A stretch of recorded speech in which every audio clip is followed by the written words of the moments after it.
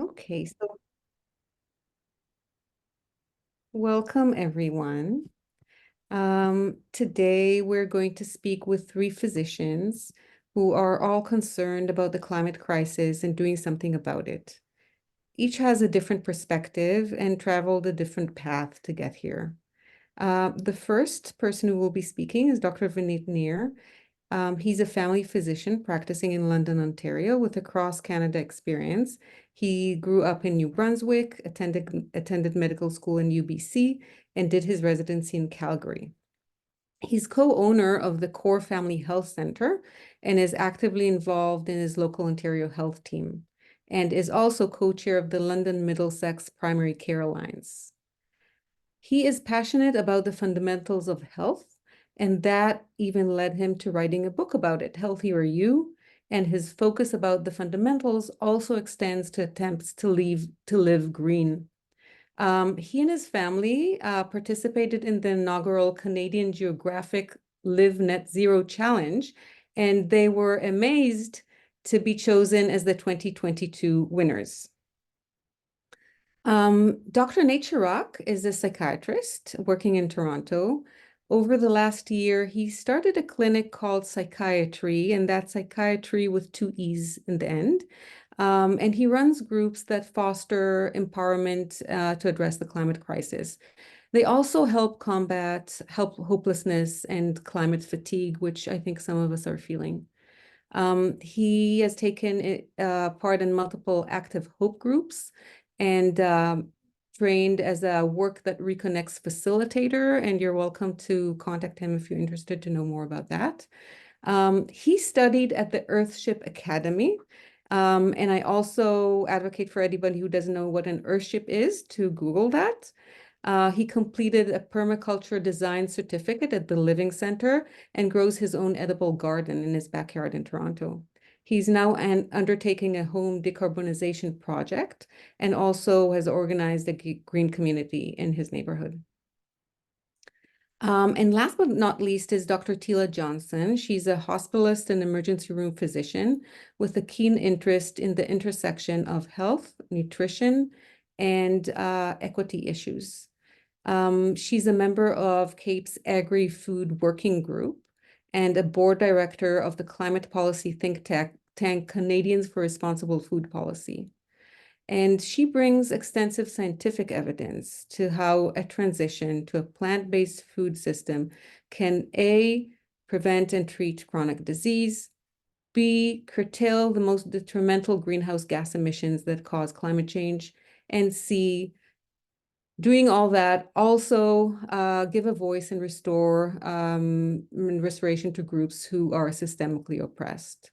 So thank you to all three of you. And I think it's very clear how everybody has a different take on climate change. And I just like to say that all three are part of our inner circle of Green is Health section leads. So these are physicians who lead their profession within the medical field, within the OMA, and we're a close-knit community. And if anyone is interested to join us, please email us. And Ankita, if you can put our email in the chat, people could email us if you'd like to join. So with that, thank you very much to all three of you for volunteering to talk tonight. And we can start. Vineet, would you like to start? Yeah, absolutely. Thanks so much for the introduction and thanks for having me here. I'm going to just share my screen here. So just one second. There we go. Yeah, so happy to speak about my experience with the Green is Health and just lower carbon footprint kind of standpoint from personal choices kind of standpoint, which is kind of what everybody's doing, I guess, to some degree. So as mentioned, my kind of like foray into this in a more meaningful way was being chosen as a family with my wife and our two boys. So we're aged 13 and 15 at the time to take part in this Live Net Zero carbon reduction challenge. I think it was my wife's kind of impetus to kind of get us signed up for it. So that's how I got kind of dragged along with it, but not unwillingly for sure. This is the sign for this year's challenge. So there are only 5 households in that first one, and there are only 5 challenges. Every family got $10,000 to do some of these kind of environmental kind of stuff in our homes, and had some expert support to help us kind of with each of the challenges. It was a 10-week challenge in the fall of 2022, I guess, and each challenge was about 2 weeks long. How they decided the winners was a bit unclear. They didn't really have a clear answer for it. Some things were quantifiable, but again, it's always hard when you're trying to make changes in a carbon reduction plan in a short period of time. Some of them takes time with home renovations or what have you, right? And there's also some social media aspect of it, how much engagement you got as a group, as a family, that sort of thing. So it was pretty unclear. So we had no idea who was winning at the end of it, but it was quite a nice group of families, and it was an interesting process for sure. So yeah, we were surprised and amazed to have actually won the challenge, and that was kind of an exciting little moment for our family. So I'll just maybe talk about the challenge, what they were, and then maybe a couple of things that we did, and then pass it along to my colleagues here. So the first challenge was on commuting. So this one was one that we kind of felt pretty strong on. We live in London, and we had chosen to live close to work, so we didn't commute much to begin with. We down to one car for our family, but during this challenge, we kind of really committed to not drive at all during that 2-week period. And the biggest challenge was always the kids' activities, with one child on a cello lesson across town, another child with dance lessons on the other side of town. But we did invest in an e-bike before this challenge. So we had a cargo e-bike. So we kind of chucked the cello on the bike and a kid, and off we went. And that was something we still continue to do now, and just really kind of limit our commuting as much as we can. The next challenge was kind of more on heating and cooling. Now, we were a bit in an unusual situation when we kind of got selected for this. We were in the midst of a reno and a move. We were in our home that we were living in, but we were moving into an older home that we were renovating at the time. So I think that was kind of an appeal to us getting accepted as a family, because then we could talk about some of those challenges about renovations and what kind of choices you might want to make. The biggest thing we did for this one was that we did choose a heat pump for our heat source in our new older home kind of thing. So that was something that was took some looking into with pros and cons, and how did it work for us, and it's been good. We've enjoyed it, and it's been haven't really felt any big loss of changing things away from the gas and whatnot for that. The next one was a home envelope, which, to be honest, I didn't really know exactly what that meant when that was described to us. But it was just basically your house and how much it's leaking, so you're not keeping your heat or cool inside your home. So we did an eco audit as part of our, but that was part of we had to do an eco audit, but we would have anyway, just to kind of get a sense of where you're losing heat, and what sort of options you could do to mitigate that. So although we're doing the reno, we did some things that we could do in that newer home, in that older, newer home. For us, we did put in some spray foam in the basement and increase the insulation in the attic. And then we weren't able to change all the windows just from budgetary restraints, and putting spray foam in the main living areas would have involved ripping out the walls, and that wasn't really feasible. So we did the best we could. We sealed up, with the DAP, all the cracks and around the windows, and sealed as much as we could for that, and got a couple of new doors as part of the challenge. So we did what we could. Electricity, this was like, more than just having your teenager turn off the lights, which is still a challenge to get them to do sometimes. But we did look at a few things. We did get just a simple little power consumption monitor to kind of take a look at the issue of phantom power, where you could plug this device into the wall, and you plug in your device into that power consumption monitor to see how much energy is being used when it's not really being used. So like overnight, having your computers on, that sort of things. We looked at, power bars, and so we could shut those off overnight. The bigger thing we looked at was, we considered solar as kind of the big thing to consider with this home that we're moving into, but it just wasn't practical in London. We aren't able to connect to the grid, and the cost was just prohibitive. So that was off the table. But we looked at some other things that were kind of interesting thoughts. I mean, we had a freezer that we had in our basement that we really didn't use. I'm not a hunter. I don't like keep a bunch of meat in the freezer all the time. It's just kind of there for a few things here and there. And so we decided we really need a freezer. We have a freezer like in our fridge, freezer combo, and we have a grocery store just down the road. We don't need to have this much stuff in the home. So we decided to let that go. And similarly, we had like a beer fridge that was just there that we really need to have beer available that much or that much. We can have some in the fridge and then a few extra if we need to, but we don't need an extra appliance just for that. So that was some things that we got rid of. And then there was a challenge about just holidays in general, just talking about travel and trips and that sort of thing, which it's a tough one, right? Because we all don't want to, be suffering and losing out on travel, but thinking about them really from a standpoint of hard holidays and hard trips that you really need to go to see family or do something kind of really important to you.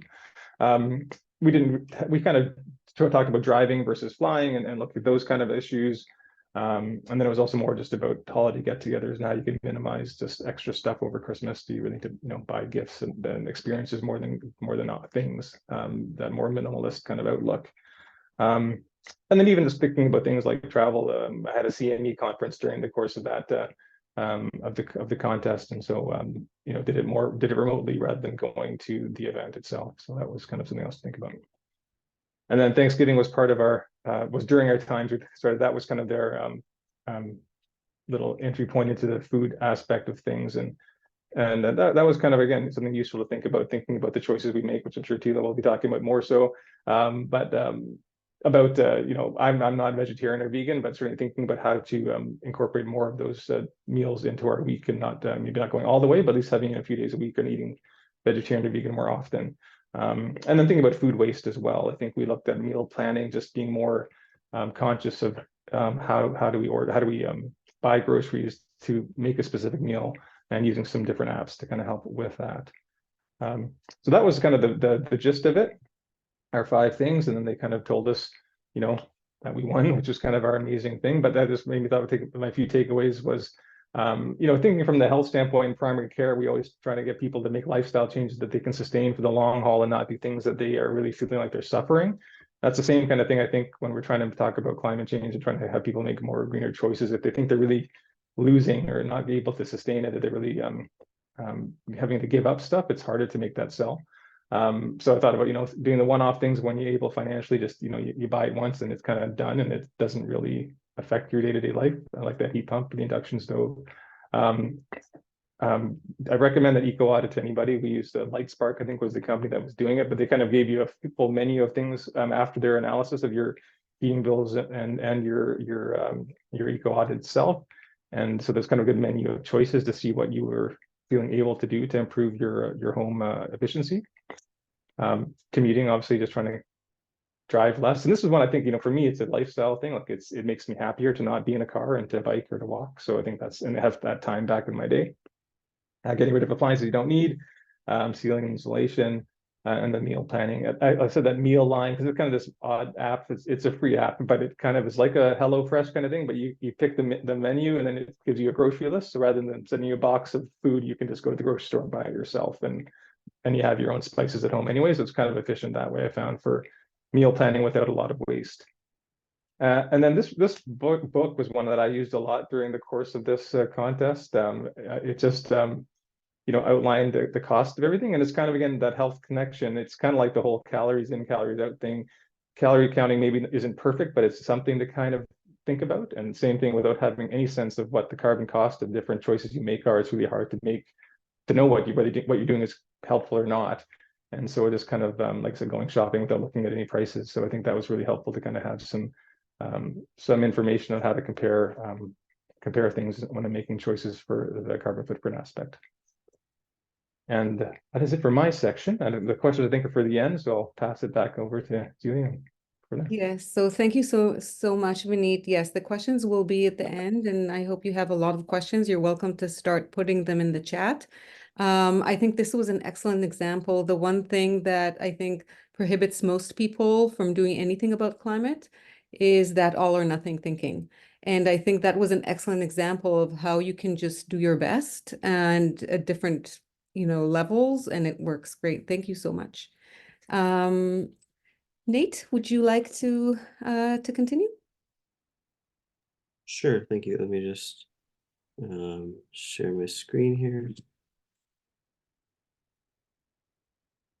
Okay. So yeah, thank you for having me speak here. The tagline that I sort of thought I would take today in my approach is to talk about my journey towards reconnecting with the land and how that's been a part of my way of thinking about living more in harmony with the way that the earth needs us to live. And so I thought I'd put disclosures out here, just in terms of the fact that I depend on the earth and the web of life for my survival. And I've really taken that to heart, I think, in terms of thinking about the way that I approach my life in general. And I wanted to put a land acknowledgement in because I feel like a major part of this is about acknowledging about where I'm living. That thousands of years it has been the traditional land of the Anishinaabe, the Chippewa, the Haudenosaunee Confederacy, the Wendat, and the Mississaugas of the Credit. And today, this meeting place is still home to many First Nations, Inuit, and Métis people from across Turtle Island. And it's covered by Treaty 13 with the Mississaugas of the Credit.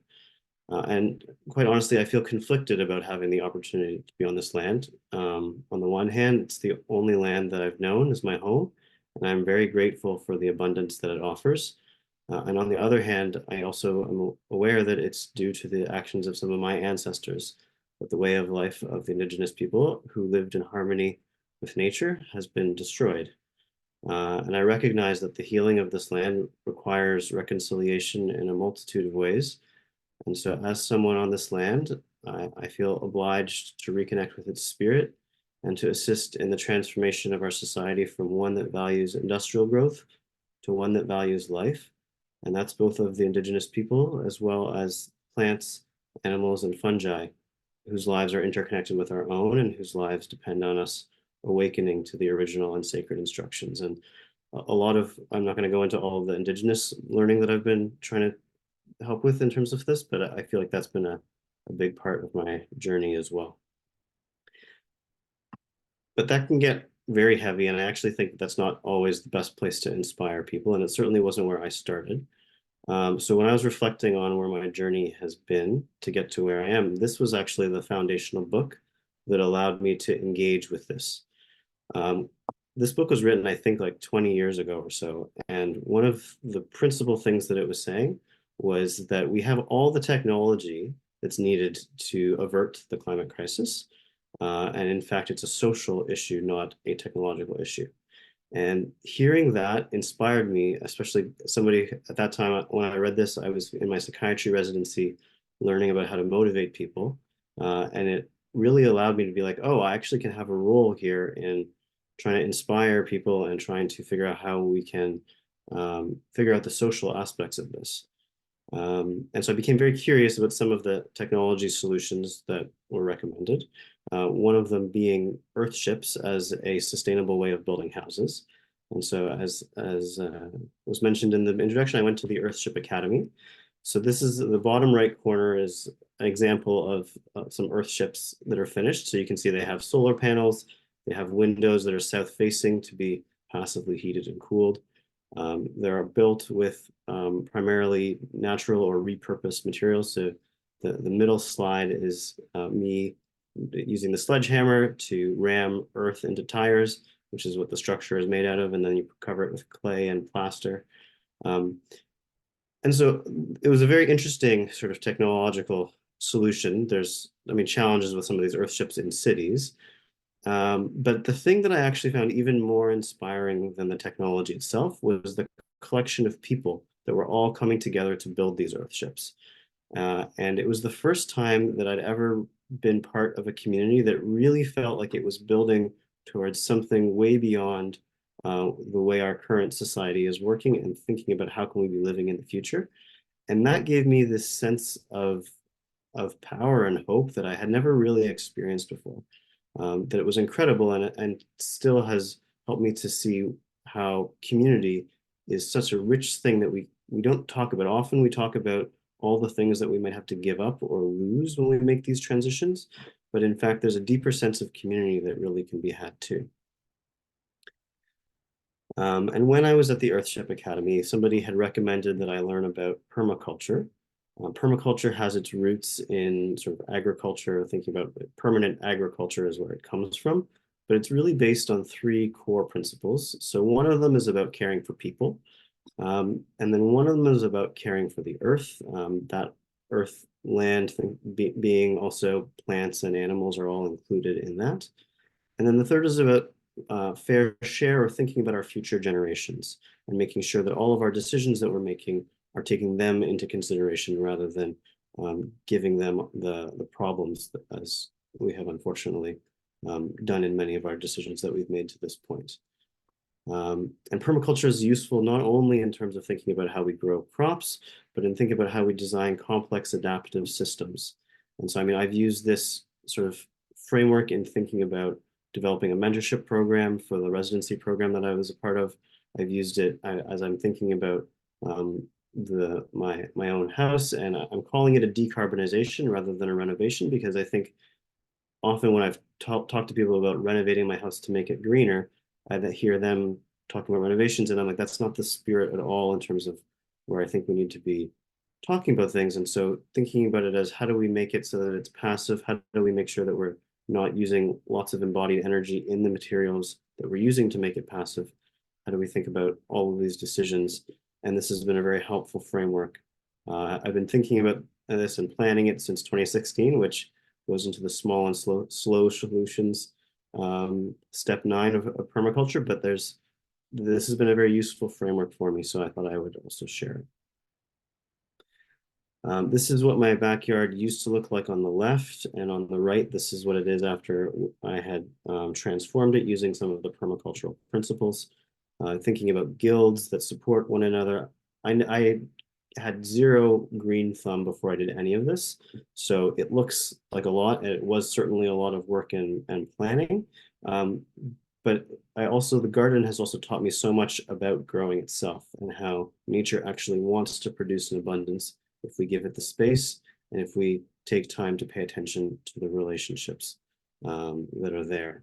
And so I've found that actually my time in the garden has been a key part of my own learning about how do I be in a right relationship with the world? How do I give it the space that it needs while also tend to it in the ways that support life?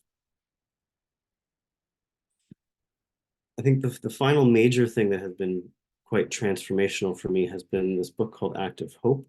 And it is a framework that Joanna Macy and Chris Johnston have laid out about how to face the mess that we're in while having unexpected resilience and creative power. In it, they use a framework of the spiral of the work that reconnects. And this is actually, so as I've transformed my practice now, so I was working as a psychiatrist sort of 9 to 5 for much of the week, and then on the side doing these things that were more in keeping with what I felt the earth needs us to do. But there was this discordance that was building up within me that this didn't really feel like, I mean, I spent so much of my time in my day job, and during that time, I'm not really benefiting the earth in any kind of way, and it just didn't feel right anymore. So that's why over the last year, I've shifted into offering groups that are for people that feel distressed about where the world is at and don't know how to move forward. And so we use this spiral where we start from gratitude because it's a place where we can recognize all of the abundance that the earth offers. It helps us to feel trust and safety and knowing that in fact the earth provides an abundance when we can get into an abundance mindset. And it fosters trust between one another, which at this point in the world I think is a really important thing that we need to be nurturing. But when we realize all that there is that we love, it naturally leads into honoring our pain for the world. And this leads up to us to sadness, despair, hopelessness, helplessness, isolation. There can be anger and rage towards corporations or governments. There can be so many different kinds of complicated emotions that come up. And this part of the spiral is about acknowledging that these all have legitimate things for us to say. And that part of the problem is actually we don't have good social spaces where we can be talking from these places to be making sense of what these emotions are telling us. And through doing this, we actually end up coming to a place of seeing with new eyes and seeing things from different perspectives. So this includes kind of like a wider sense of ourself. So rather than just ourself as a human, it's ourself as a part of a family, part of a community, part of all of humanity, part of like the ecological web of life. And when I think about myself as that, shifting to a plant-based diet, not using air travel, those things, people look at me and think that that's like a self-sacrifice, but to me, it feels like it's in my self-interest because I have this different view of what myself means in that context. And then thinking about a deeper sense of community, thinking about a different sense of power. So rather than power over, which is sort of the hierarchical structure that our society has been stuck in, we think about how do we build power with. So that's a power based on collaboration and trust and merit. And this is the power that nature naturally uses all around us. And then thinking about time on a different kind of scale as well. So thinking about our human ancestors and pre-human ancestors and all that they've done to bring us to this point. And then thinking about how can I be a good ancestor for those that are yet to be born? What does that mean in terms of making my decisions now?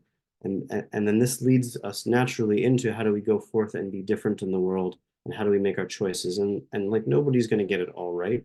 We're going to all make mistakes. We have to figure out how do we live in this world while also thinking about the world that we want to live in, and how do we inspire others, and how do we bring others along? And that's what the going forth part of things is all about. But then we circle back into the gratitude again, because this is a spiral that we're not going to get it right even the 100th or 2000th time that we've done it. So we have to keep on working and connecting with what's here. And so this is what has led me to what I'm calling psychiatry, because I'm really thinking about how do we grow things like trees grow. They have such great wisdom, thinking about the compassion, empowerment, and connection that we can come from. And so if anyone's interested, I do have a newsletter that I send out about once a month that has some of my thoughts about how do we listen to our emotions effectively, how do we deal with the challenges of our time. And so there's more information there if anybody is curious about that. So thank you. Thank you so much, Nate. It's truly inspiring every time to listen to you. And I see there are questions starting to come in that Mike is raising his hand. So thank you. We want a big part of this would be a question period and just open discussion. But we'll first hear Tila, and then you'll have questions for everyone. Thank you so much. Tila, do you want to take it? Yes, thank you. That was really thought-provoking, Nate, and very interesting, Vineet. Thank you both. I'm going to go ahead and share my screen now.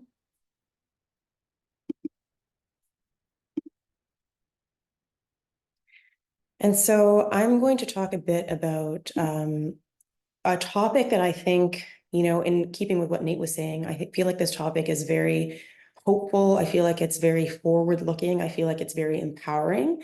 But I also feel like it's not getting the attention that it needs. The power of the food system in terms of climate change and our health is not been fully realized, I think, in sort of the mainstream discourse about environmentalism. And so that's why I've kind of made it my pet project, because I feel it offers so many benefits. And yet it's kind of an underdog in a way in terms of climate conversations. Oh, 1 second. I'm trying to go to, here, go to my next slide. So, just to frame the problem, not to scare anyone, I'm sure, I'm preaching to the choir here. Everyone knows we're getting close to 1.5 degrees. And this has been a sort of a benchmark that the International Panel on Climate Change has said, if we breach this, things will probably hit a tipping point where we can't roll it back. So it's really important for us to try to stay under 1.5 degrees of the global temperatures compared to the pre-industrial baseline. Right now, we're at 1.18, so far-ish away, lots of opportunity to make a change, but we do need to take action. It's estimated that we could go past the barrier of 1.5 in the next 5 years if we don't all work together like we did for the ozone layer, for example, to make a change. 2023, as I'm sure you've all heard, was the hottest year on record. And even now, as it's presently February and 6 degrees, we're also, realizing that something is different. I'm hearing a lot of people talking about how this is highly irregular. This is a picture of Chile, where they have experienced the worst wildfires in history of their country, and many people have lost their homes. Thousands of homes have been lost. Hundreds of people have died, and these are caused by forest fires that are caused by drought, that are caused by global warming, climate change. So right now, I don't know if any of you have seen the fabulous documentary called Anthropocene, but Anthropocene is the age that, you know, a lot of people have dubbed the present time. You know, it's derived from the Greek term, the age of man. It's defined as a new epoch in Earth's history marked by the effect of human activities on planetary systems. So some examples that are relevant to the food system is 3/4 of the land-based environment and 2/3 of the marine environment have been significantly altered, and I would posit perhaps degraded by humans. 1/3 of all land and 3/4 of all accessible fresh water have been diverted for crop or livestock use. And most compellingly, for me anyway, only 4% of mammalian biomass on Earth is from wild animals. So if you look here, you see that up at the top is wild mammals, and then we've got 34% humans, and then we've got the rest is livestock. So we've really, you know, breached that biodiversity barrier through our own hunger for meat. You know, we're going to soon we're not going to have any more of the natural ecosystem, which will just be, you know, a loss from a beauty perspective and a diversity perspective, but it's also a loss from the perspective of, you know, being able to continue living the quality of life that we've lived hitherto. So my thesis here is that it's industrial animal agriculture that is a problem. You know, there are estimates from experts in this subject who say that if we transitioned our food system to be plant-based, we could free up land mass equal to the size of Africa for rewilding. So rewilding is the gold standard of drawdown. It's enabling the natural flora and fauna to just go back to the way it was before we interfered. And if you can imagine how much drawdown that is, it's estimated that we would be able to stop warming for about 30 years. So 30 years we could remain at 1.18, which would give us optimal time to reform energy systems, implement, you know, clean and extensive public transit, bullet trains, all those types of things. And this is due to the chemistry of methane, which is the primary gas released from animal agriculture, which has been estimated to be 80 to 200 times more potent than carbon dioxide in terms of its warming effects, meaning that it has a fast timeline to start warming, but positively, it has a fast timeline to start cooling if we can remove it from the atmosphere. And so this is why I would state that our current food system is a critical part of the problem that's causing the climate crisis that we see, and it's time to talk about it. The elephant in the room right now globally is a cow. And interestingly, there's a study that I looked at recently that found that despite the outsized effect of industrial animal agriculture on the climate crisis, where there's lots of studies, BMJ, Oxford, Lancet, all the high impact journals have talked about this, only 7% of media stories on climate change reference the food system, which is curious. It's strange. I was reading recently an editorial in Nature, and there they state, you know, that animal agriculture is the biggest source of methane globally, and that it is a potent greenhouse gas, as I just mentioned. But then they also express consternation about the ability of us to reform the food system. So here you can see livestock is the largest source, responsible for 31% of the global total of methane.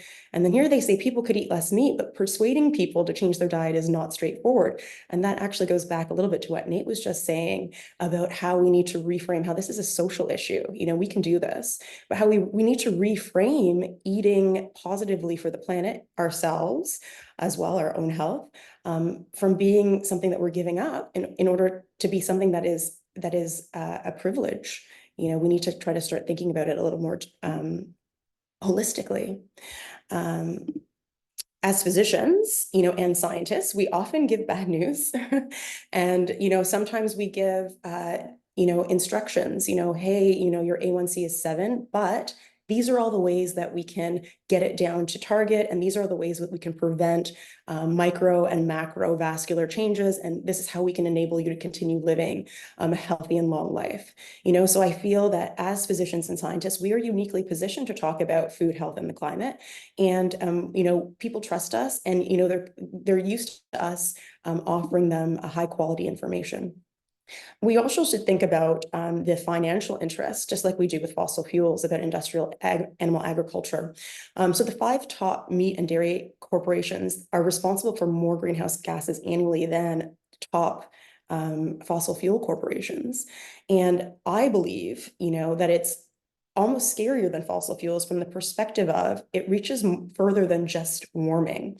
It is the leading cause of deforestation. We just saw that picture of Chile on fire, but also deforestation through clear-cutting forests to farm cattle. It is a leading cause of biodiversity loss. We saw the schematic where there's only 4% biomass of wild animals. It is the leading cause of habitat loss vis-a-vis no more forests, there's no more habitats, and it's also a leading cause of ocean dead zones. And this is due to the runoff from farms that is high in nitrogen that creates something called an algal bloom, where all the algae at the top of the surface of the ocean get tons and tons of food, eat it, and form these mats where the sun can't penetrate down. And then everything beneath that needs the sun to photosynthesize oxygen, which we need as well, it all just dies. So farm runoff is a big issue. And then another thing that I think is really important to highlight is the land use from the perspective of monocropping. So over 90% of the soy grown on planet Earth is grown to feed livestock. And we all know how bad monocropping is for soil health and the soil's ability to draw down. And also just in terms of how much land is used for this. So if we did not have an animal agriculture-based system, part of where we would get all that land mass back from is we wouldn't have to grow soy and corn anymore in such massive quantities. And we could just grow enough to help feed people. Now, this is just an image of what a classic industrial agricultural feedlot looks like. And you can see how the soil is dry and dusty. The animals come to the edge of the road where they are offered grains periodically. Someone drives by and puts grains in a trough. And you can see how just dry this is. And so another thing that I always think of when I see this is how these animals are also part of this ecosystem. Like, they won't be able to survive if the temperature goes up, so I feel like this industry is doomed regardless in a way. If we don't do anything, the heat of the planet will prevent us from having animal agriculture. And then, of course, I'm positing that we should mindfully and purposefully transition away from this. So I feel like this industry has got to go regardless. Another problem is it does not feed the world. We've all seen how much scarcity there is for food in the global south, whereas here in the global north, we have more calories than we need. So we're taking more of our fair share of calories. We're taking so much that we often develop metabolic disease as a result of our excess calories. And then there are those in the world that are going hungry. Another problem is inefficient calorie conversion. So you can see here, for every 100 calories of grain that we give to animals, we only get a small portion, less than 50% back. So for example, if it's milk, we get 40 calories back, 100 calories in, 40 calories out. If it's for eggs, 100 calories in, 22 calories out. If it's for chicken, 100 calories in, 12 calories out, and so on. So it's very inefficient what we're doing. We need to try to cut out the middle man, so to speak, here. And we would have much more calories available to feed everyone.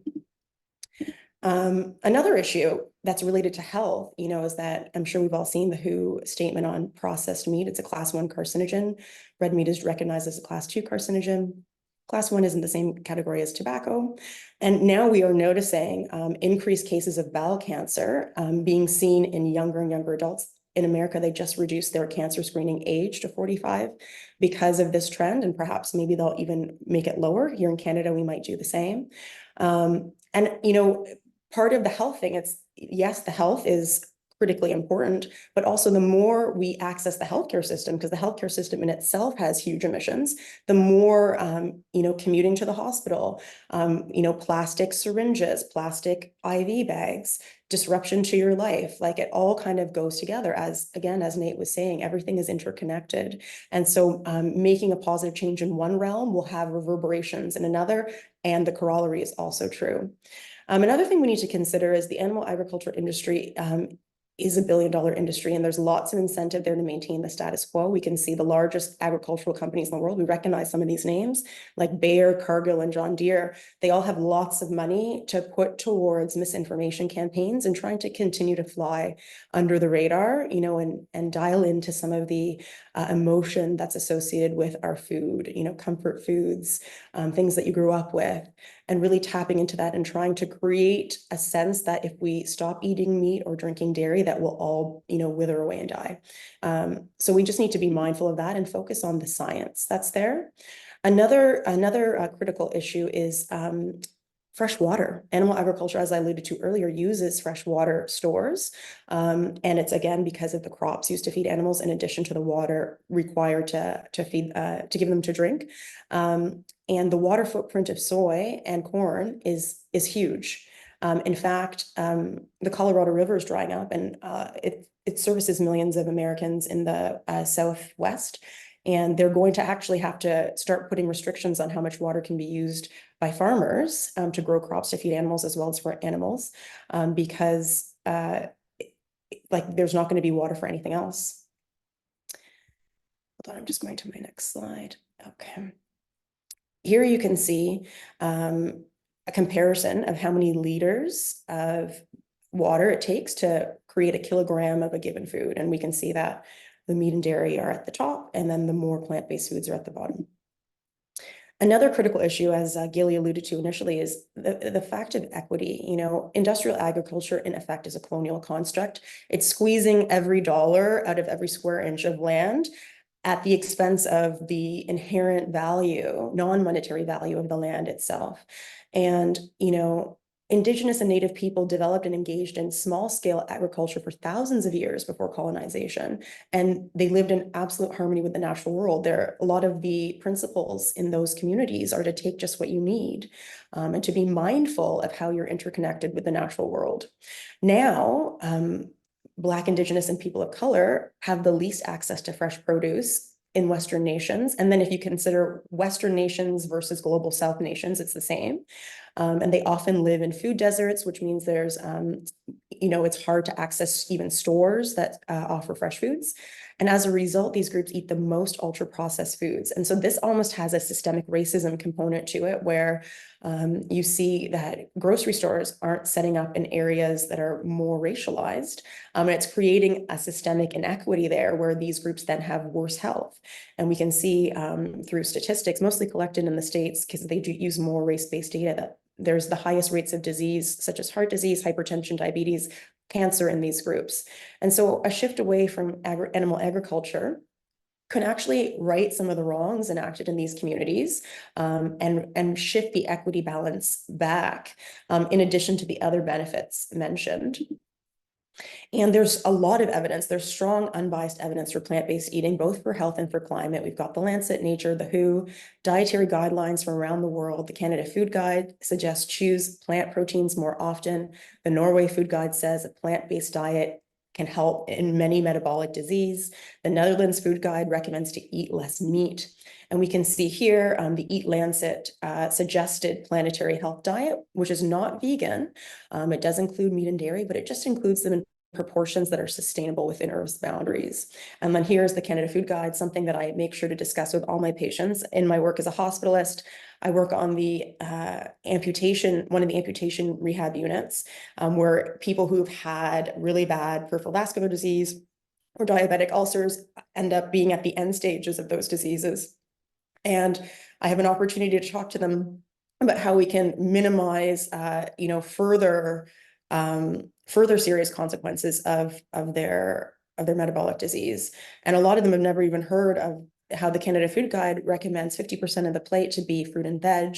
And really it qualifies as a plant-based diet in the family of the Eat Lancet. So that's it for me. I hope you are left feeling positive and not like everything is spiraling.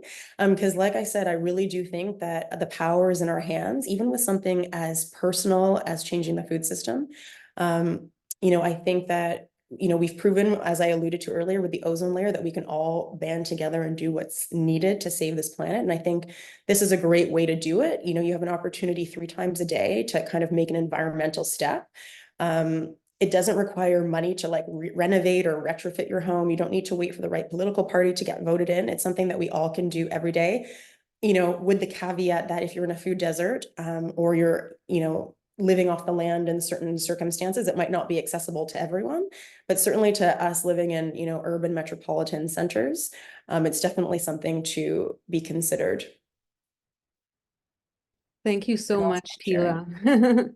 Thank you so much. And I loved how each and every one of you had such a different perspective. And it always inspires me and empowers me, this community. And I think that's why it's so important. And I hope additional people join. And I just want to highlight the importance of what I think all of you mentioned, that it's a societal problem, and that as physicians we can have a role in moving this forward. And I think that's really important. Thank you so much to all three of you. And I'm wondering if people have questions in the audience. Ankita, is there a way to bring people into Absolutely. view? Yeah, so I would encourage folks to just raise your hand. This way we can open up the option for you to unmute your mic, go on camera, and we'd love for you to ask it live. If you are feeling a bit camera shy today, feel free to write the question in the chat. Mike, I believe you had a question earlier. I don't know if it was answered. I saw a raised hand. And I'm seeing that that Anita added that we were already at 1.5 this year. Yes, but that's not sort of the trend. Like due to El Nino, we've gone up, but we don't think right now that that's a sign that we've breached that barrier. We believe that, you know, after El Nino settles, it should go back down. Yeah. Um,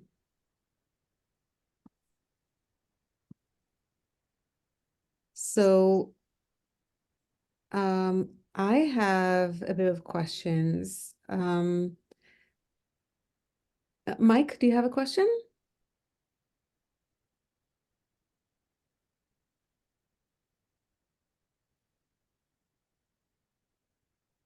Nope, I'm okay. You're okay? Okay, I saw you appear, so thank you. Everybody's welcome to be on camera as well. Okay, that we're not too many people, and we're really would love a discussion if people have questions. I have lots of questions. There are a lot of implementation questions. I think that everybody here, we're here because we care about the climate crisis and we want to create change. And there are always a lot of barriers. It's amazing how you got to it from completely different places. I think that the person who changed his life the most is maybe Nate. It looks like you've completely changed not only the way that you're living, but also the way that you're thinking. Can you tell us a little bit about that? How long did it take? It's a process. Sure. Yeah. I mean, yeah, it's definitely a process. I read the Geography of Hope in 2015, 2016. So that's, I guess, less than 10 years from there to where I am. Yeah. I mean, to give also context, like I used to eat meat all the time. I never ate vegetables. Like if you had asked me when I was 20 if I would ever have a plant-based diet, I would have like thought that was the most hilarious thing that you had ever suggested to me. So it hasn't just come right away. It's always about like, okay, what is sort of the next step in the direction that makes sense for me? And then what seems interesting, doable, and like will make a difference. And I take that step and then you see what else is there. And I mean, there's all this urgency around how we have to act so quickly. But that urgency actually like shuts us down. And actually it doesn't necessarily mean that we're going to pick the next best thing. One of the things that's been very interesting during this period of change for me, I've had 2 young children, and I've learned from them that I go fast by going slow, right? If I try and rush my 3-year-old to do anything, it's going to take 10 times longer than if I just do it her way, right? So it feels slower in the moment, and yet it actually ends up being faster. And so like the amount of change that I have ended up having is because I'm not just like trying to force myself to do things that I don't want to do. then it just ends up with resistance, and I maybe can do it for like a month or two, and then I'll be back to where I was, right? Like with the diet change, for example, like I started, but just by like 1 day a week not eating meat, and then I started like, okay, maybe I don't need to eat red meat, and then maybe I don't like, so it's just like one step at a time rather than trying to like do it all at once. And then it becomes much more, and that's what we know about all kinds of habits, right? If you're trying to change any kinds of habits, you don't just sort of suddenly like stop and do things totally different. You have to like build things in a way that works.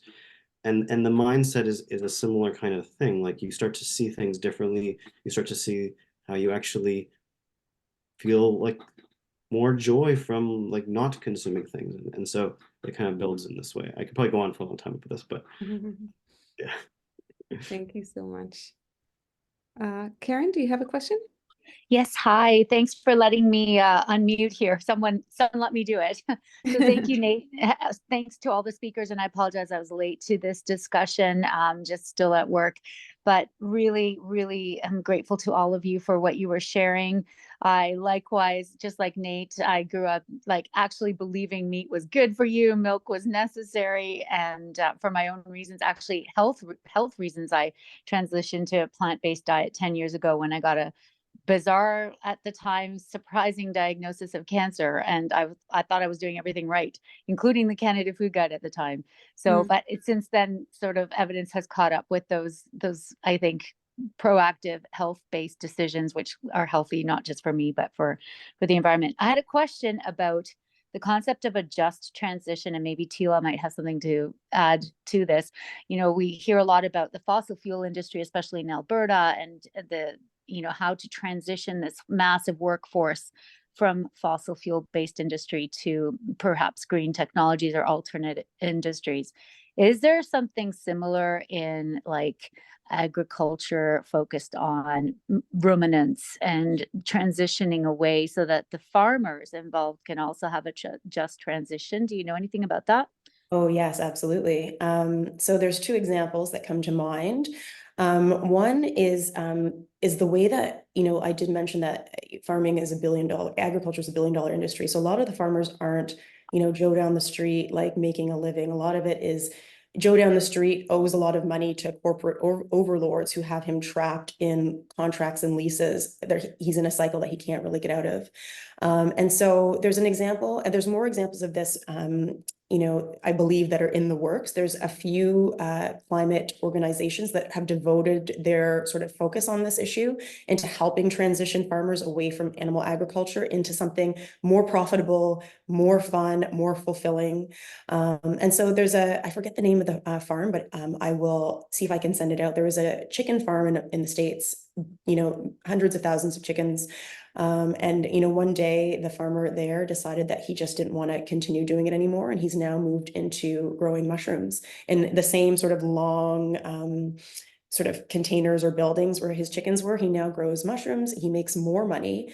A lot of meat alternatives, we're learning that we don't need meat to have that same sort of satisfying meaty flavor, meaty texture, or micronutrients. Mushrooms are an amazing substitute for this. There's so many different varieties. There's varieties that seem like steak. There's varieties that seem like chicken, varieties that seem like squid. And so you can really add to the agricultural milieu by growing mushrooms. So that was one, and he talks about, I think he even has he's done a documentary. He talks about his experience moving from one to the other and how much happier he is now.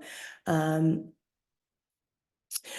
another example are the food subsidies, the subsidies that come through our taxes that go to meat and dairy. So meat and dairy are both industries that are artificially propped up. You can see, a quick Google will show you, when we don't drink all the dairy that's there, it just gets poured out because, the system, the way it's set up isn't actually capitalist in this way. It is being propped up. And so one thought could be, could those same subsidies be offered or maybe more subsidies could be offered to farmers to transition to plant-based. So that way their bottom line remains the same or perhaps increases. Or, could farmers be paid, like, if we believe, and again, this is a thorny subject, if we believe that wild nature is valuable, maybe, we can pay farmers to rewild a portion of their land. If everyone rewilds 30% of their land and they're getting paid to do so and to maintain that and be caretakers of that natural ecosystem, that could be very valuable as well. Although sometimes people don't like the idea of putting like a monetary price on that. So there's a lot of examples out there of ways that those in the industry now can transition, and their bottom line will be stable or maybe even improve, as was the case with this other mushroom farmer. Thank you very much, Tila. I just want to add, and I put it in the chat, that there's a farm right here in Ontario, just up north. It's called the New Farm, that is part of an organization, Farms for Change, and they're creating the movement right here at home in Ontario. This is not very scientific, but there's the movie, The Biggest Little Farm, and that's really inspiring for a lot of children and adults. And the move to permaculture is so inspiring, like Nate is doing at home too. There was a person who raised her hand, and now disappeared. So if you want to come back, we'll be happy to hear you out. And Millie is next. Sure. Thank you. And I don't know how much time we have for questions, but if we We have as much as we'd like. Okay. So I have a question for each of the speakers. I just wanted to say first how fantastic each talk was, and I loved how each of you had a totally unique perspective on the theme for tonight, and beautifully presented. So starting with Vineet, my question for Vineet was, when you did sort of the analysis of your household and your lifestyle, what facet of your carbon burden most surprised you? So in other words, when you looked at heating, cooling, diet, transportation, did you go in with preconceived notions as to what was maybe the most sort of carbon intensive, and did you find any surprises when you looked at the analysis? And for Nate and Tila, the question that I had was for both of you. You touched on the very important point that so much of the crisis that we are in currently is not a crisis of technology and requiring more research, more innovation. It is a crisis of human behavior, a social crisis, and some sources would say even a psychological crisis. So in your work, what methods have you found most effective in bringing sort of non-like-minded people to, perhaps alter their perspectives and their thinking on these issues? Thanks, Emily. I guess I'll go first since you mentioned me first. I think like the surprises, I think it's different for different people. I think it's very independent in terms of your individual as far as your family goes. I think for us, we thought it was going to be a lot of the commuting kind of stuff, but we already did that ahead of time. So it wasn't like it was a big change for us. And then we had the opportunity to kind of do some of that heat pump kind of stuff. But I think it really does depend on how your lifestyle is. Like if you're driving a lot, maybe that's the target you can kind of minimize a bit more. I think the eco audit was really the one that kind of gave us the best direction on that. It kind of did show us where we were losing, using extra power, extra energy, and extra heat loss than we didn't realize. So that was where the insulation kind of piece, which was not very sexy, but was one that actually kind of had a big difference for our carbon footprint. And going along with what everyone's talking here, I think my personal one that I'm still working on is the meat thing. I know that's one that has like this kind of it's always in the back of my mind that I could do more than I'm doing. I'm kind of doing what I can, and I hope like I'm taking Nate's advice to heart here too, like just kind of going in the slow process and taking it nice and easy. But getting and even my niece and my kids are kind of helping me move that way as well. And that just going back to the other question too, that whole psychological piece. Like for me, I think there's a lot of people like do say like, what's the point? It's how are we going to make a difference? And sometimes for me, I say, well, I just want to be able to look at my kids in the face and say, you know what? We tried. We didn't just kind of burn it up while we were living here. Like we know you're coming up in the next generation. We're trying, and I think my kids see that, and that's what kind of drives me to some degree. Thank you, Nate. Sure, yeah. So I think it's an important question, Millie, right? And the way that I think about it is I think about like addiction models with stages of change. And so anytime I'm going to be in any kind of conversation with somebody, I only want to try and move them one stage of change. So if they're at a point where they're not even like thinking about it, if I can even just like put it on the table as like something that maybe they might think about, that to me is a big enough win in that conversation, right? And the more that we have dialogue around things, the more that we try to shift to what social norms are, right? Those are the ways of starting to actually reach the people that are harder to reach right now. And there actually are, like, when you start to look for signs of change, there is change all around us, right? But the problem is that so much of it is actually under the radar right now and isn't being discussed. So for example, the green community that I've started in my neighborhood, right? It started with me and two other people that I knew were interested, and I suggested it, and we each invited one other person. And then after that, you have 6 families all of a sudden, and that becomes enough of a thing that you can start to invite strangers. And everybody, once they were invited, were like, yeah, this concerns me, and I don't know what to do about it, right? But on our own, in our own silos, nobody like had any conversation about it. But as soon as you start to have a place where people can talk about it, it all of a sudden opens up that ability for people to shift. So those are some of my thoughts about that. Agreed. Wonderful. And I think we all converge in speaking about the same thing. And I think Tila spoke about it as an issue that is really under the radar. And you know, we want to highlight it and we want to use our voice as physicians. And even use our knowledge as psychiatrists. You're talking about motivational interviewing, which is really, really an important method that we can teach other physicians as well, and creating this community. Just having this place to talk about it is so important. Yeah, so thank you so much to all 3 of you. If there aren't any additional questions, then we'll call it a day. And we'll all start little with whatever we can in this New Year's resolution, and keep up the good work. Thank you so much.